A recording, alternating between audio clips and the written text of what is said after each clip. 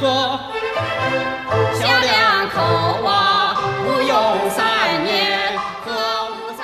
Let's say you said 1 year from now, I need to have $36,000 net profit, $36,000 sitting in the bank, cash. And I need to have gotten this business started. And if I did, and it spun off $36,000 net after paying myself and travel and you rent, your utilities and licenses and everything else, dues and subscription, health and welfare.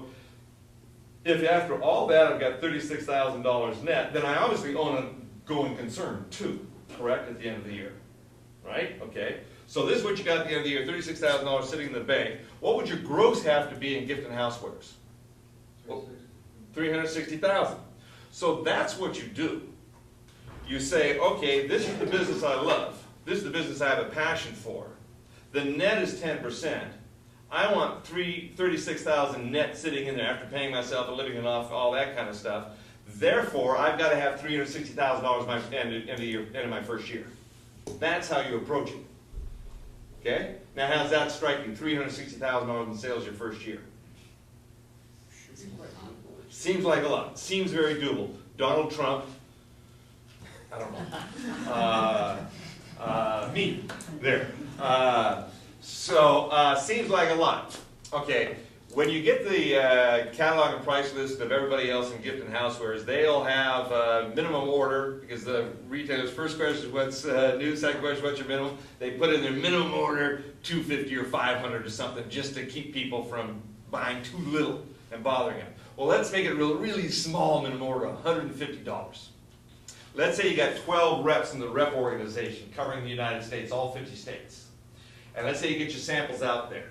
And let's say they get you one minimum order, one $150 order. That's all. From each state, each week. That's all they do. Okay? What does that extrapolate out to in 1 year? Well, that's $360,000. Okay. So, that's $360. $150 order per state, per week. That's it. Okay? Now, what would happen if that's what you were doing, that performance level? About week 3 of this year that you were going into to get 360, one order per state per week, the reps would call you up and say, come get your samples. Non-performance. That's non-performance. That's nothing.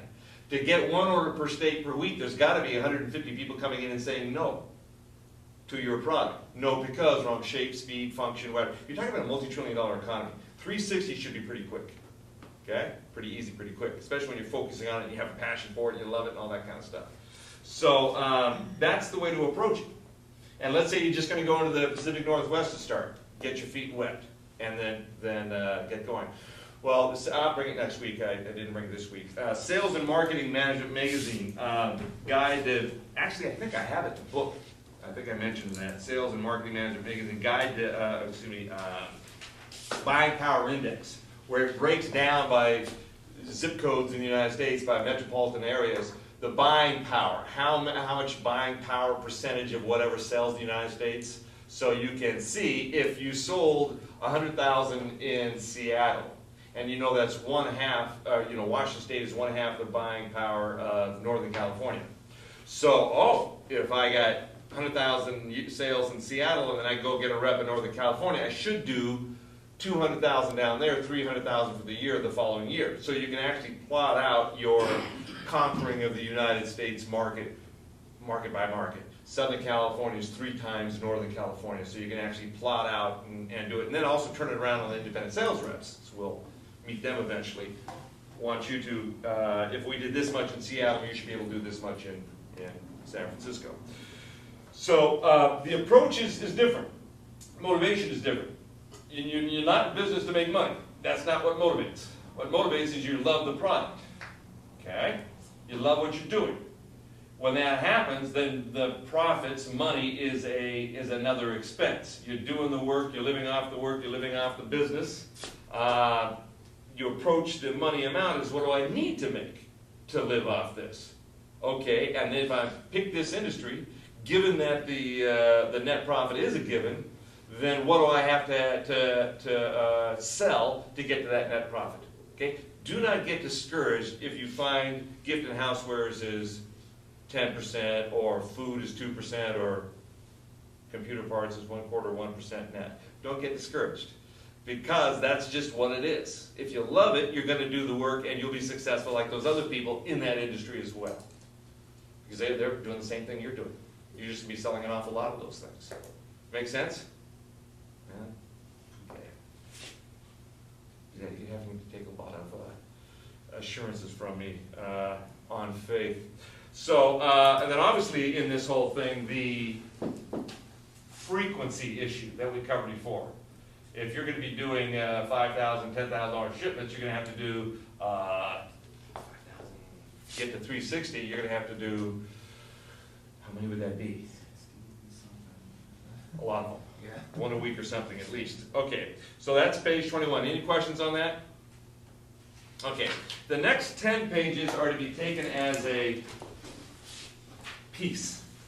It's a set of documents having to do with some importation, some glassware. And what you're going to do with this set of 10 pages is to use it as a template. You take it with you into your customs broker. How did we find a customs broker? Do you recall how we did that?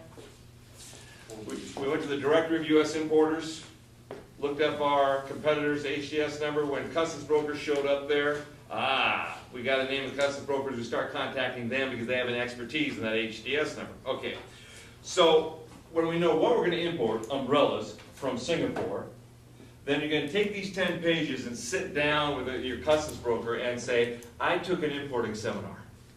And this is a set of documents on an importation that the instructor showed. This is for glassware from Taiwan. What will my set of documents look like for umbrellas from Singapore or whatever you're getting involved in? They'll dummy up a pro forma set for you in advance. Okay? So you'll know in advance what the costs are. Okay? So I want to introduce these documents to you so you can say, but wait a minute, Mr. Customs Broker, what about this? Okay? As you did talk to the customs broker. So what happened here, we're jumping ahead a little bit, but I have, this was actually 12 glass candles. Why glass candles? Well, at the LA show selling glass drinking vessels, independent sales rep walks up to me, the one that's repping my line, and says, everybody that's buying glass drinking vessels wants glass candles. I said, well, what are glass candles? I said, well, they're Pyrex, rod and tube, lamp worked into shapes, into which you create a vessel and you pour in oil, and you put a wick in it and you light it, and it makes a very pretty glass candle. I've never heard these things before, but I said, wait a minute, you got a glass vessel, oil, and a wick, and you light it. He said, yes. I said, that's the formula for a Molotov cocktail. And he said, no, well, yes, but this is paraffin oil. Paraffin oil is actually, when you light it, you don't really light it. The heat makes it evaporate, and it's the gas off it that, so it's actually much safer. Lower temperature than a real candle, and a real candle falls over and continues to burn. These go out. So one of the steps in getting samples and all this is I actually lit them and threw them to see if they would blow up, and they did. They were quite safe. That was the extent of my product safety testing. But a lot of other people were selling them, and of course, I hadn't heard any research I did didn't show any lawsuits or anything for these things. But I said, I don't know about these, and the rep gave me the a half dozen booths in LA that was selling these already. So I took off my exhibitor's badge, put it in my pocket, pulled out my buyer's badge and put it on, and then I go into everybody else's booths and start looking what everybody else has. They were hideous. They were so ugly. These things I didn't want anything to do with it. So I went back and told the rep, I don't know if I want to get into that. And he says, you've got to, of course. Because again, you decide what you're going to get involved in, glassware. Your customers decide what you're going to sell. You heard that last week, right? Okay. So, all right, so I go up to Seattle, back to Seattle. We got plenty of glass talent here. Contacted a guy by the name of Chris Bolton. I said, well, here's some catalogs, some other stuff. This is all hideous. If they want glass candles, let's just do glass candles that look like silver candlesticks with candles in them, or candelabras with candles in them. Okay, let's just do that. And do whatever else you want.